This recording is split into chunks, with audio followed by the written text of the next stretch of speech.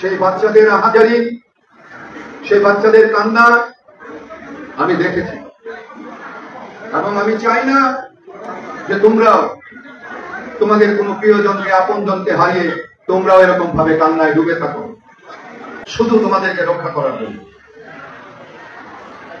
আমি চাই যে তোমরা তোমাদের মা, বাবা, ভাই, বোন সকলকে নিয়ে ভালোভাবে আমরা সকলে যদি নিজেদের দায়িত্ব ঠিক মতো পালন করি, তাহলে কিন্তু আমরা আমাদের দেশের সড়ক দুর্ঘটনাকে আমরা কমিয়ে নিয়ে আসতে পারব। আমি সবসময় একটা কথা বলি যে সড়কে যখন আমরা চলি,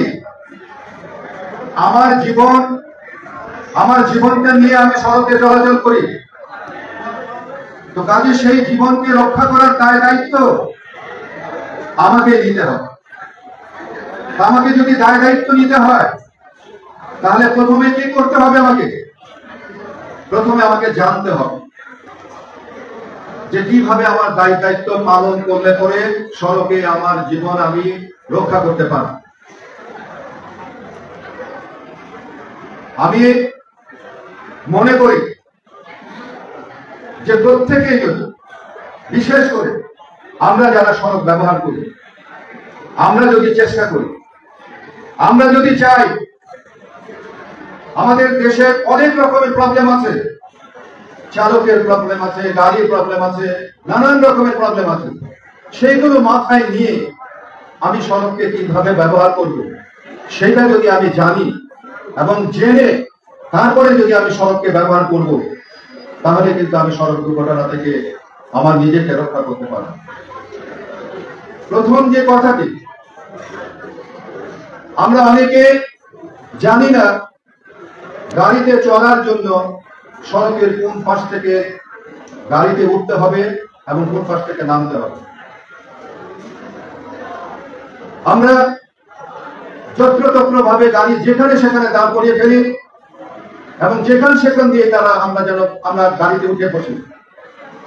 কিন্তু আমরা যদি সড়কের বাম পাশে গাড়ি সুন্দরভাবে পার করে রেখে বাম পাশ দিয়ে যদি আমরা গাড়িতে উঠি এবং গাড়ি থেকে যদি আমরা নামি, তাহলে কিন্তু আমাদের কোনো সড়ক দুর্ঘটনা ঘটবে না।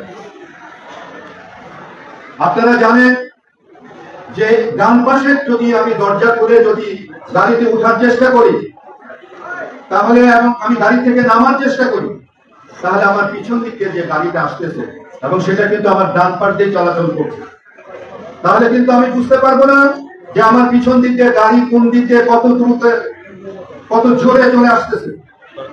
কারণ আমরা যখন গাড়ি থেকে নামি, কেউ কিন্তু পিছনে তাকিয়ে দেখি না যে একটা গাড়ি কত দূরে আছে, কত জোরে আসতেছে, সেটা কিন্তু আমরা দেখি না। এবং যে কারণের জন্য আমরা যখন গাড়ি থেকে নামতে যাই, পট করে দরজাটা খুলে দিয়ে আমি পাকা রাস্তার মধ্যে রেখে আমি নেমে যাই, আর তখনই কিন্তু পিছন দিকে গাড়িতে এসে কিন্তু আমাকে মেরে দেয়। তাহলে আমাকে কি করতে হবে?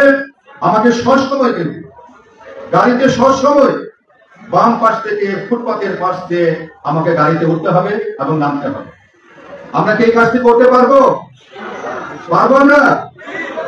ঠিক আছে। এরপরে যে জিনিসটি আছে সেটি হলো গিয়ে যে আমি নিজেও দেখেছি এবং কয়েকদিন আগেও, এই 4-5 দিন আগেও আমি একটা নিউজ দেখেছি যে একটি ছেলে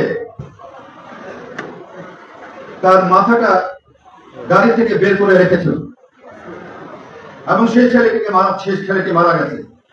তার কারণ হলো যে মাথাটি যখন বের করে রাখে, শরীরের কোনো অংশ যদি গাড়ি থেকে বের করে রাখা হয়, তাহলে গাড়ি যখন চলে তখন আমাদের দেশের ড্রাইভাররা কিন্তু এতটা সচেতন নয়। তারা কিন্তু এমন ভাবে গাড়ি ঘেঁষে, আরেকটা গাড়ি ঘেঁষে এমন ভাবে বেরিয়ে যায়, তখন কিন্তু এই দুর্ঘটনা ঘটে যায়। তাহলে আমাদের কি করতে হবে? আমাদের শরীরের কোনো অংশ, হাত, মাথা, যে কোনো অংশ, তা কিন্তু গাড়ির বাইরে রাখা যাবে না। রাখা যাবে না। কারণ যদি রাখা হয়, তাহলে কিন্তু ওই ছেলেটির মতোই কিন্তু আমাদের নিজেদেরও কিন্তু দুর্ঘটনায় পতিত হয়ে আমরা কিন্তু হয় মারা যাব, না হয় পঙ্গুত্ব পালন করব। তারপরে যে জিনিসগুলো আছে সেটি হলো যে আমরা এই যে শীতকাল আসছে, এই শীতকালে কিন্তু আমরা পিকনিকে যায়, বিয়ে বাড়িতে যায়, শিক্ষা সফরে যায়, এই সময়টায় কিন্তু দেখা গেছে যে বাসগুলো তখন কিন্তু খুব বেশি দুর্ঘটনা ঘটায়। এই দুর্ঘটনা ঘটানোর কারণটা হলো কি, এটার কারণ হলো যে চালক যখন গাড়ি চালাবে তখন সেই জায়গায় ডিস্টার্ব ফিল না করে। কিন্তু আমরা কিন্তু সেই চালককে ডিস্টার্ব ফিল করাই এবং তার মনোযোগ অন্যদিকে সরিয়ে নিয়ে আসছে। কারণ এই সমস্ত অনুষ্ঠানগুলোতে আমরা যখন বাসে যাই তখন এই বাসগুলোতে মিউজিক বাজানো হয়, গান বাজানো হয় এবং এই গানের তালে তালে আমরা অনেকে নাচানাচি করি। তো যখন নাচানাচি করি, এই তোমাদের মতো সুন্দর সুন্দর ছেলে মেয়েরা যখন নাচে, গানের তালে তালে যখন নাচে, তখন তো ড্রাইভারও মনে করে একটু ঘুরে দেখি। কি হাসতেছে তোমরা? এইটাই কিন্তু সত্য। তারাও কিন্তু চিন্তা করে আছে, ঠিক আছে গাড়ি চালাতে একটু দেখি, আর আবার একটু বসে বসে নিজেও নাচি। এই প্রত্যেকেই কিন্তু, কারণ গাড়ি চালাতে হলে সর্বক্ষণ 1 সেকেন্ডও তাকে সড়ক থেকে চোখ ফেরানো যাবে না। কারণ হলো কি, 60 মিনিটে যদি একটা গাড়ি 60 মিনিটে যদি 1 ঘন্টায় যদি 60 কিলোমিটার চলে, তাহলে 1 মিনিটে চলে 1 কিলোমিটার। তো এক মিনিটে যদি 1 কিলোমিটার চলে, তাহলে কয়েক সেকেন্ড যদি আমি পিছনে দেখি যে কিভাবে নাচতেছে, তাহলে আমার যে সময়টা, সেই সময়টা এদিকে চোখ রইল, গাড়িটা কিন্তু সামনে চলতে থাকে এবং গাড়ি সামনে চলতে থাকে, যে কারণের জন্য কিন্তু ওই অন্য একটা গাড়ির সামনে দিয়ে কিভাবে আসছে, আমার গাড়িটা কিভাবে যাচ্ছে আমি কিন্তু দেখতে পাচ্ছি, যে কারণের জন্য কিন্তু এই দুর্ঘটনাগুলো ঘটে। তো যে কারণের জন্য আমরা কখনো এই ধরনের অবস্থায় আমরা গান বাজাবো না গাড়িতে এবং নাচানাচি করবো না। আমরা যদি পিকনিকে যাই, আমরা যদি শিক্ষা সফরে যাই, আমরা যদি বিয়ে বাড়িতে যাই, সেখানে গিয়ে নেমে তারপর আমরা আনন্দ করতে করি। এগুলো করা যাবে? হ্যাঁ, যদি করা যায় তাহলে আমাদের জীবনটাকে আমরা রক্ষা করতে পারব। তারপরে হলো যে আমরা কিভাবে রাস্তায় পারাপার হব। রাস্তায় পারাপার হওয়ার জন্য আমাদেরকে কি করতে হবে? আমাদেরকে যে কাজটি করতে হবে, রাস্তা পারাপারের জন্য প্রথমে এমন একটা জায়গায় দাঁড়াতে হবে, এমন একটা জায়গায় দাঁড়াতে হবে যেখান থেকে আমি ড্রাইভারকে দেখতে পাবো এবং ড্রাইভারও আমাকে দেখতে পায়। দুজনের একটা যোগাযোগ যেন হয়, একটা কম্বিনেশন যেন হয়, যেন সে বুঝতে পারে আমি রাস্তা পার হতে যাব। তাহলে কিন্তু ড্রাইভার মনে মনে একটা স্থির করে নেবে যে তোমাকে কোন পার্টে তাকে তোমাকে ছেড়ে দেবে, এবং তোমাকেও বুঝতে হবে যে গাড়িটা কত জোরে আসছে, তুমি পার হতে পারবে কিনা। যার জন্য প্রথমে ডাইনে এবং বাঁয়ে, তারপর আবার ডাইনে ভালো করে দেখে শুনে বুঝে তারপরে রাস্তা পার হতে হবে। আর যে সমস্ত জায়গায় আমাদের জেব্রা ক্রসিং আছে, ফুটওভার ব্রিজ আছে, আন্ডারপাস আছে, সেই সমস্ত জায়গায় অবশ্যই অবশ্যই আমাদেরকে সেগুলো ব্যবহার করতে হবে। জেব্রা ক্রসিং ব্যবহারের জন্য কিছু নিয়ম কানুন আছে। জেব্রা ক্রসিং মানে এমন নয় যে জেব্রা ক্রসিং দিয়ে আমি সবসময় পারাপার হতে পারবো, তা নয়। গাড়ি যখন চলতে থাকবে তখন কিন্তু দেখে শুনে বুঝে তারপর রাস্তা পার হবো। আর যেখানে জেব্রা ক্রসিং ট্রাফিক সিগন্যালের কাছে থাকবে, সেই সিগন্যালের জায়গায় যখন গাড়ি থেমে থাকবে তখনই শুধু আমরা জেব্রা ক্রসিং দিয়ে পারাপার হবো, তাছাড়া আমরা রাস্তা পারাপার হব না। করা যাবে এই কাজগুলো? আমরা এই কাজগুলো যদি করি, এভাবে যদি আমরা সড়ককে ব্যবহার করি, তাহলে অবশ্যই আমাদের জীবনকে আমরা দুর্ঘটনা মুক্ত করতে পারবো।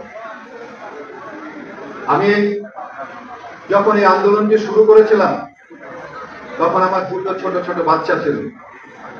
সেই বাচ্চাদের হাজারি, সেই বাচ্চাদের কান্না আমি দেখেছি, এবং আমি চাই না যে তোমরাও তোমাদের কোনো প্রিয়জনকে, আপন জনকে হারিয়ে আমার সন্তানের মতো তোমরাও এরকম ভাবে কান্নায় ডুবে থাকো। কারণ একটি দুর্ঘটনা সারা জীবনের কান্না, এবং সারা জীবন কাঁদলেও তার ক্ষতিপূরণ হবে না। সারা জীবন কাঁদলেও সে ক্ষতিপূরণ হবে না।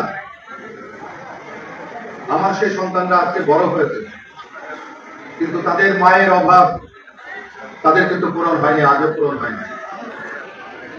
আজও কিন্তু তাদের কান্না থেমে যায়নি। এবং সেই কান্না থেকে আমি চেয়েছিলাম যে বাংলাদেশে আর কোন সন্তান যেন না কাঁদে, আর কোন সন্তানের যেন মা বাবা যেন না হারিয়ে যায়। সেই চিন্তা থেকেই এই আন্দোলন শুরু করেছিলাম। শুরু করে আজকে 32 বছর ধরে আমি এই আন্দোলন চালিয়ে যাচ্ছি এবং তোমাদের মাঝে আমি চলে আসছি। তোমাদের মাঝে যে আমি বোঝানোর চেষ্টা করছি শুধু তোমাদেরকে রক্ষা করার জন্য। আমি চাই যে তোমরা তোমাদের মা বাবা ভাই বোন সকলকে নিয়ে ভালোভাবে বেঁচে থাকো, কাউকে হারিয়ে দুঃখের সাগরে যেন তোমরা না ভাসো। আমি আজকে এই সাভারে যে কথাগুলো বলে গেলাম, আমার এখানে নিরাপদ সড়কের যে সংগঠনরা আছে যারা, তারা যে লিফলেট গুলো বিতরণ করে, সেই লিফলেটের মধ্যে যে বিষয়গুলো আছে সেগুলো তোমরা ভালো করে জেনে বুঝে শিখে নেবে। শিখে নিয়ে তোমরা সেইভাবে সড়ককে ব্যবহার করবে। সড়কের অব্যবস্থাপনার জড়িতদের আমি শাস্তি দাবি করছি। এখানে বক্তব্য মধ্যে অনেকেই বলেছেন যে সড়কে অব্যবস্থাপনা কিভাবে হয়। আপনারা জানেন যে ফুটপাত দখল করে ফেলে, আপনারা জানেন হকাররা রাস্তা দখল করে রাখে। এই সমস্ত জিনিসগুলো উঠাতে গেলে যে অরাজকতার সৃষ্টি হয় সেইটার প্রতিবাদ করছি আমি। কারণ সড়ক সকলেই যেন সড়ককে ঠিকমতো ব্যবহার করতে পারে সেই ব্যবস্থা সকলকে করে দিতে হবে।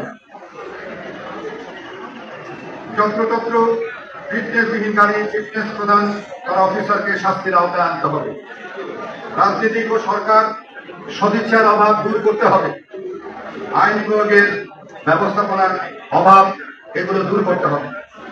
অপরিকল্পিত রোড ডিজাইন এগুলো ঠিক করতে হবে। পরিবহন শ্রমিকের জীবন মানের উন্নয়ন সাধন করতে হবে।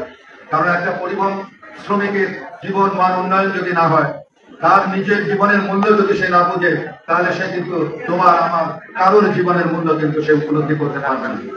সে প্রথমে তার নিজের এবং তার নিজের পরিবারের জীবনের মূল্যায়ন যদি করতে পারে, তাহলে কিন্তু সে আমাদের জীবনের মূল্যায়ন করতে পারে। আমি আর বেশি কিছু বলতে চাই না। আমি আশা করব তোমরা আজকে এখান থেকে যা কিছু শিখেছ সেগুলো সেইভাবে সড়কে ব্যবহার করবে এবং সকলেই সড়কের নিয়ম কানুন মেনে চলবে এবং সড়ক দুর্ঘটনা থেকে নিজেকে নিজের পরিবারকে রক্ষা করবে। যারা এখানে এসেছো তারা জেনেছ, যারা আসে নাই তাদেরকে তোমরা আমার এই কথাগুলো যা তোমরা জানতে পেরেছো শিখতে পেরেছো তা তোমরা তাদেরকে জানিয়ে দেবে। এই বলে আমি আমার বক্তব্য শেষ করছি। আল্লাহ হাফেজ।